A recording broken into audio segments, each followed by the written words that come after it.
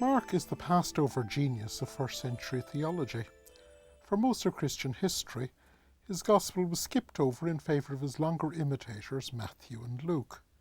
Indeed, for much of Christian history, he was seen as the abbreviator of Matthew, rather than as someone to be taken seriously in his own right. And when Mark was read, it was, more often than not, just as a minor strand of a harmonised account based on all four Gospels or on the three synoptics. So passed over was Mark that it was only in 1971 that for the first time he formed the basis for a lectionary cycle of preaching in the entire history of the Western churches. Little wonder, then, that the subtleties of his theology are overlooked.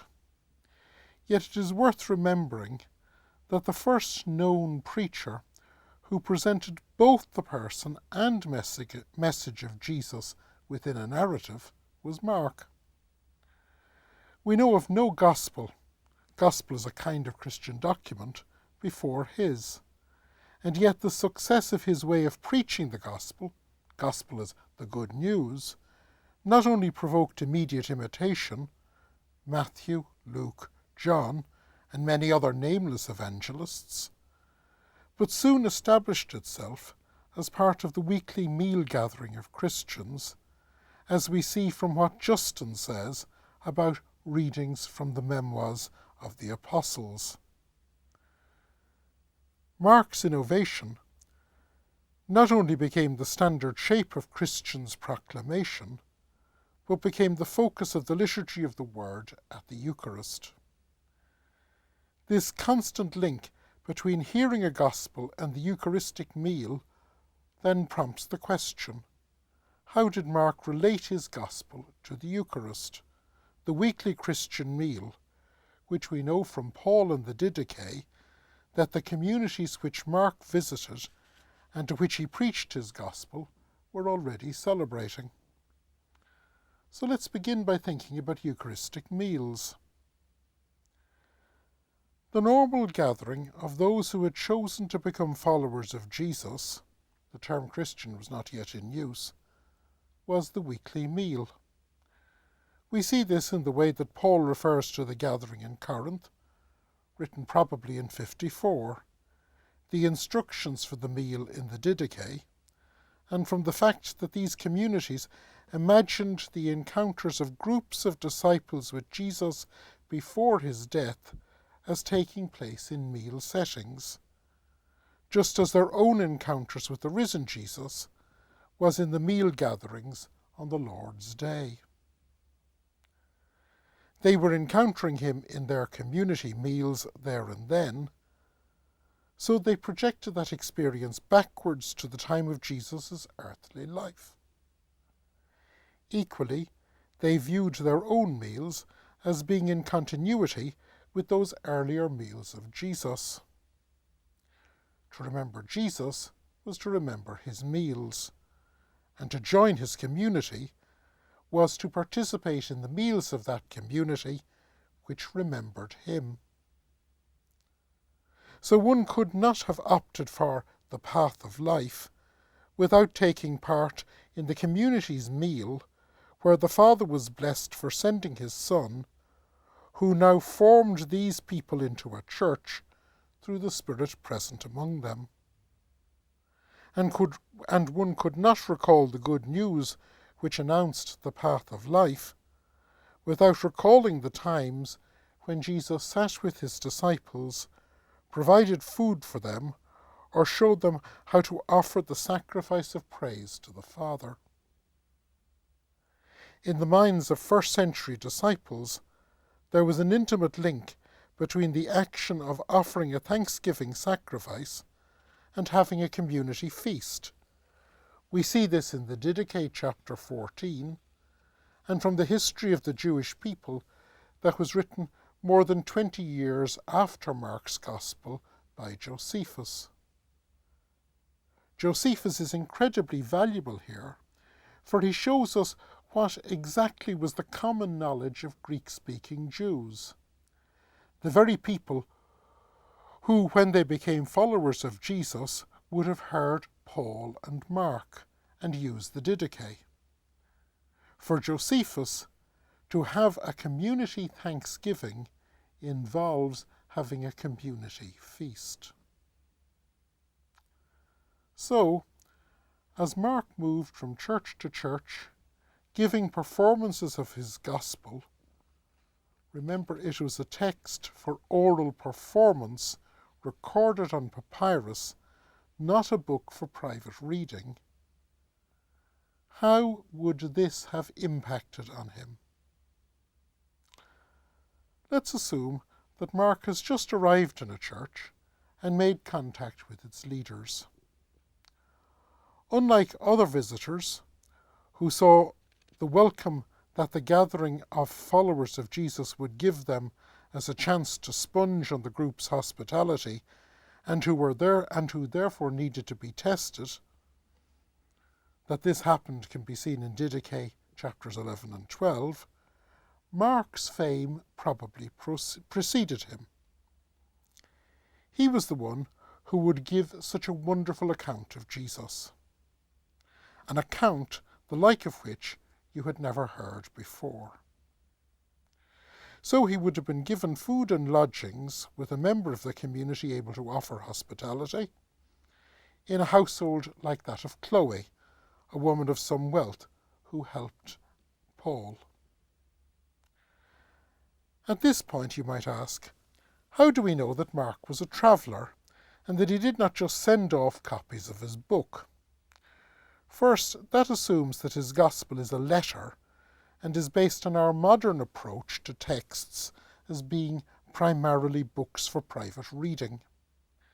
Secondly, we know that the other three, Matthew, Luke and John, who apparently did not know one another, came to know Mark's gospel. This requires that it was widely diffused quickly.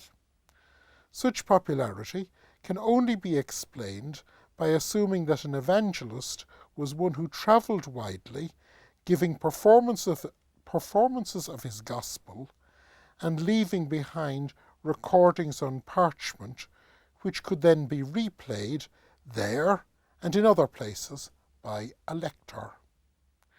Moreover, this view of an evangelist fits the image of evangelists we find in later writings, such as Acts 21:8 or Ephesians 4:11, both from later in the first century, assuming that Ephesians is not by Paul of Tarsus, but by an unnamed writer whom we refer to as Deutero Paul.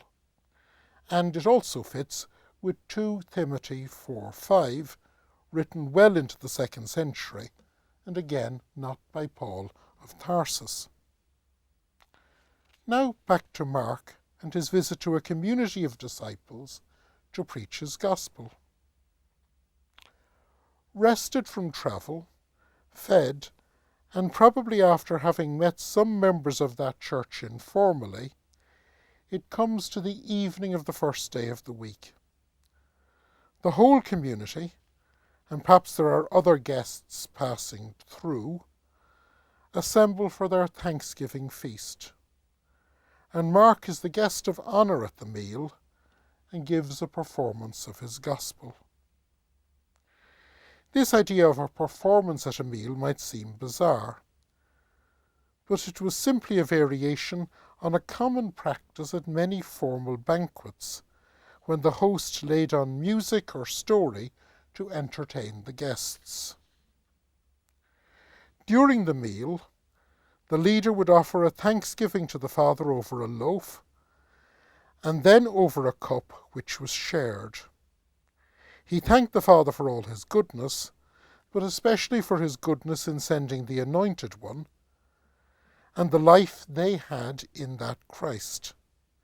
He might have used these words: "We give thanks to you, our Father, for the holy vine of David your servant, which you have made known to us. Through Jesus your servant, to you be glory forever." And then, "We give thanks to you, our Father, for the life and the knowledge which you have made known to us. Through Jesus your servant, to you be glory forever. These two prayers, taken from the Didache, assume that this will be used by someone who is not themselves a teacher. But it adds, when a visiting teacher is present, then the guest is asked to take the lead in thanksgiving and to use whatever words come to that person. So probably this was the role that Mark often fulfilled. Sometimes the local organiser of the meal called on him to offer the blessings and then perform his narrative. On other occasions, he may just as well have sat back, except for performing his gospel. The practicalities of the meal would have varied depending on the community. In some places the cup preceded the loaf, elsewhere it was the loaf that preceded the cup. In places both blessings took place together, while in other places they took place at different points in the meal. In some places they had only water for the common cup. It was the sharing of the cup, not the nature of the contents, that was seen as participating in the life of Jesus. In other places they would have had the wealth and the resources to provide wine. So how did Mark pick up on this context, as any good communicator would, of a Eucharistic gathering while telling his story? What, if any, cues from the meal did Mark bring into his account to give his story immediacy? Did he, in other words, use the fact of what his audience were doing as they listened to help him to convey his gospel? Moreover, given that he was talking about Jesus, who was known to have eaten with tax collectors and sinners, as he tells us in chapter 2, verse 15, would his audience have heard his story eucharistically, in terms of what they were doing as they were listening? Did Mark's stories of Jesus and Jesus' meals influence how they understood what they were doing at the meal they were then eating? Setting out to hear Mark with these questions in mind, we find a number of cues quite apart from the obvious one of the Passover meal in Jerusalem. It's best, by the way, when thinking of Mark's Gospel, to refer to that Jerusalem meal, which can be found described in Mark 14, verses 15 to 26, as the Jerusalem Passover meal. This way we can hear Mark's distinctive voice. If we use the more general phrase, the Last Supper, we are using the Gospels in a harmonized way, because we get a composite picture from three of them, Matthew, Mark and Luke, and possibly from four, Matthew, Mark, Luke and John, or indeed even from five, Matthew, Mark, Luke, John and Paul. But the emphasis on it being the Last Supper is not found in Mark, but is derived from Luke 22, verses 15 and 16. So let's work our way through Mark. Mark's Gospel opens with three domestic scenes, just like the one in which he was himself preaching. No sooner is Jesus with his followers than there is a supper in Simon Peter's house. Then Jesus is in another house preaching, with a group so packed in that the door is blocked. The packed domestic preaching scene may have been a familiar one to Mark, when no one in a church had a large house, yet all wanted to squeeze in to hear him. Almost the next scene is another meal in a house. This time it's Levi's table, and around it Jesus and others rejected within society are sitting. And eating at that table is likened to medicine for the sick. Early church meals were earthy, messy affairs. Just think of the problems of the rich not wanting to share with the poor in Corinth that Paul had to upbraid them for in his first letter. And at these earthy, messy meals, the Lord's food was to be imagined like medicine for the needy and the outcast, not a reward for the pure, upright, and orthodox.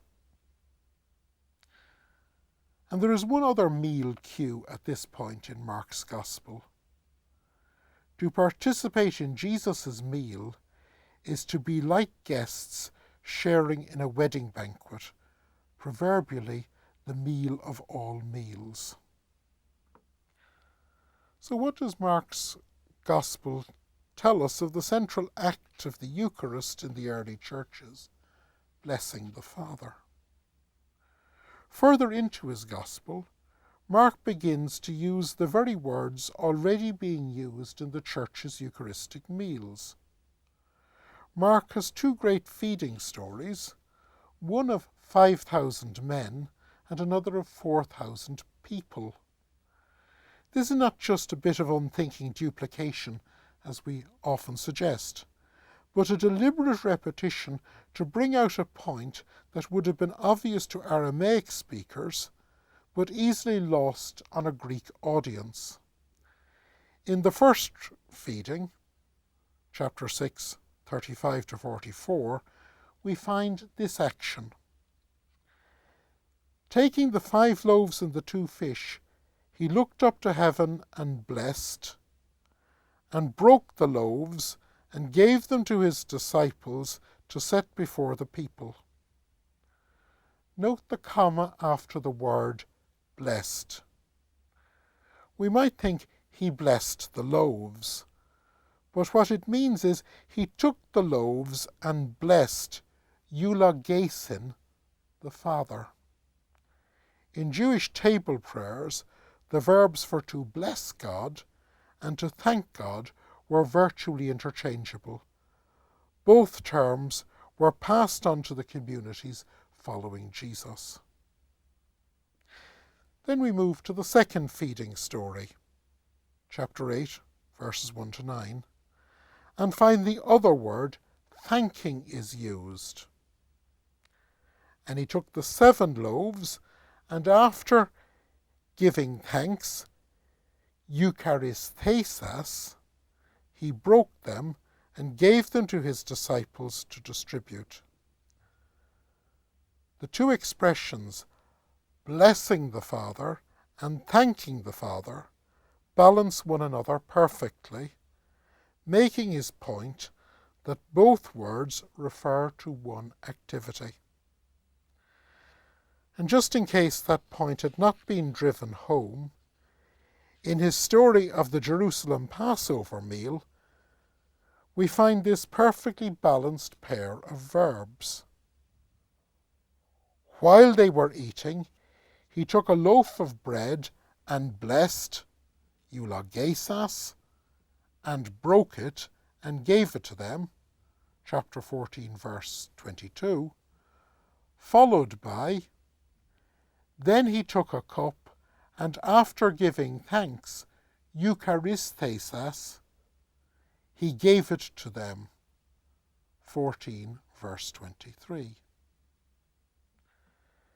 These feedings are, for Mark, a key mystery his audience must think about. Therefore, after the feeding of the 5,000 men, he says almost cryptically, and they were utterly astounded, for they did not understand about the loaves, but their hearts were hardened. Chapter 6, 51 to 2. There is for Mark much more to that feeding than just hungry people getting some miraculous food. Then, after the feeding of the 4,000 people, Mark has a story of the disciples with Jesus in a boat, having forgotten to bring bread.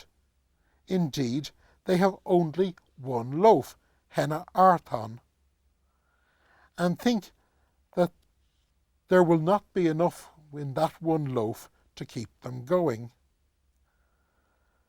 So Jesus gives out to them for letting their hearts be hardened, and asks them to remember how much was left over after the 2 feedings. And they can remember this. And the story concludes with Jesus saying, "Do you not yet understand?" Chapter 8, 14 to 21. In this story, Mark uses the teacher's trick of letting his immediate audience think that they're smarter than those about whom he is telling in the story. And the point Mark wants his audience to appreciate is that sharing in the one loaf, just as they have done when they were eating their meal, is the key to being disciples of Jesus and sharing in his life. A point made in rather similar terms by Paul in 1 Corinthians 10:17. Because there is one loaf, we who are many are one body, because we all partake of that one bread. It's quite possible that, like Paul, Mark had to deal with arguments in churches he visited. We get 2 hints of this. First, the remark that it is not right to take the children's bread and throw it to the dogs, 7:27, which parallels Didache 9:5. Only let those who have been baptized in the name of the Lord eat and drink at your Eucharists. And remember what the Lord has said about this, do not give to dogs what is holy. Could it be that this rule was being used to exclude people from the common table? We know that sharing food and cups was just too much for some. If so, Mark puts this answer into the mouth of a triple outsider. She is not only a Greek and a Greek woman, but a possessed Greek woman. Lord, even the dogs under the table eat the children's crumbs. And the Lord healed her. This hint at dissension in communities is also found in the dispute about which disciple is greatest. To sit alongside Jesus is to share his cup. Cup sharing was as rare then as now. People were shocked that cup sharing was a central part of the Eucharistic meal. Drinking the common cup, as Mark's audience had just done, was to assert a common destiny with one another and with the Christ. Moreover, in this group, the leader must serve. Mark may have been well aware that people did not like sharing a cup, and of the all too real possibility that meal leaders can forget that they should serve and not dominate the gathered community. Finally, Mark's story reaches Jerusalem, and Jesus is at supper with another outsider, Simon the leper. An unnamed woman anoints him, and Jesus predicts that anywhere in the world, wherever that gospel is preached, as Mark was now doing far from Bethany, that action would be remembered. So a detail of that meal with Jesus is recalled at another meal of his followers. Finally, there is the Passover meal. Mark uses this annual event to provide a paradigm for the weekly meal of the churches he visits. What are they doing when they gather? How might they express and explain what they are doing, blessing the Father over a loaf and a cup?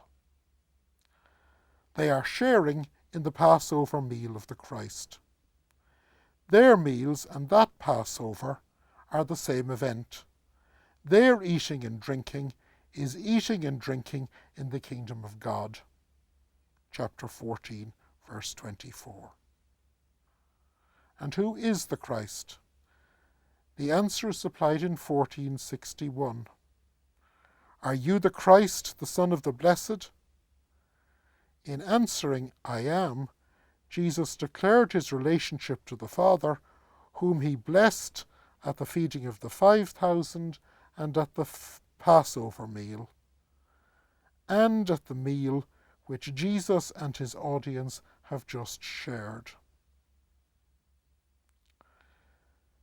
This is a preliminary investigation of the Eucharistic dimension of Mark's Gospel. I hope you found it interesting, but even more, I hope it has helped you to think about the Eucharist as an activity in the early churches, and to think about the relationship between the preaching of the Gospel and the life of those churches, by men like Mark, and how what he was doing when he preached and what was happening in those gatherings of churches is closely related to one another. In other words, that there was a dynamic interaction between what was being heard and what that audience was doing at that very moment.